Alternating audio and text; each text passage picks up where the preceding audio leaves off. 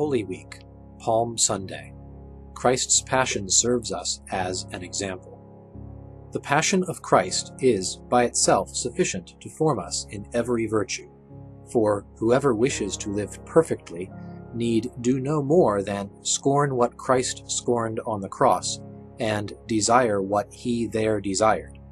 There is no virtue of which, from the cross, Christ does not give us an example. If you seek an example of charity, greater love than this no man hath, than that a man lay down his life for his friends, and this Christ did on the cross.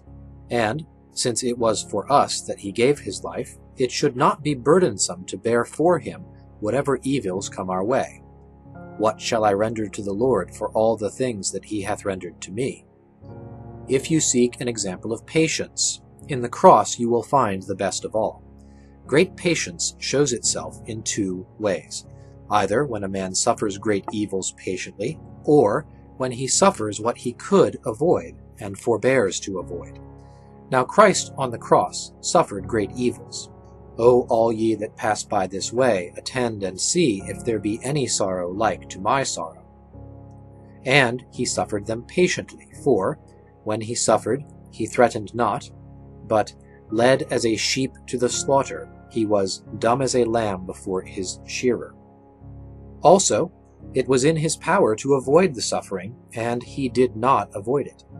Thinkest thou that I cannot ask my Father, and he will give me presently more than 12 legions of angels?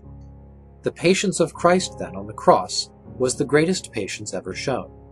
Let us run by patience to the fight proposed to us, looking on Jesus, the author and finisher of faith, who, having joy set before him, endured the cross, despising the shame. If you seek an example of humility, look at the crucified. For it is God who wills to be judged, and to die at the will of Pontius Pilate. Thy cause hath been judged as that of the wicked. Truly, as that of the wicked, for let us condemn him to a most shameful death. The Lord willed to die for the slave, the life of angels for man. If you seek an example of obedience, follow him who became obedient unto death. For as by the disobedience of one man many were made sinners, so also by the obedience of one many shall be made just. If you seek an example in the scorning of the things of this world, follow him who is the King of kings and the Lord of lords, in whom are all the treasures of wisdom. Lo, on the cross he hangs naked, fooled, spit upon, beaten, crowned with thorns, sated with gall and vinegar, and dead. My garments they parted among them, and upon my vesture they cast lots.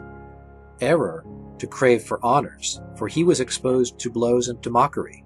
Error, to seek titles and decorations, for plating a crown of thorns they put it upon his head, and a reed in his right hand, and bowing the knee before him they mocked him, saying, Hail, King of the Jews.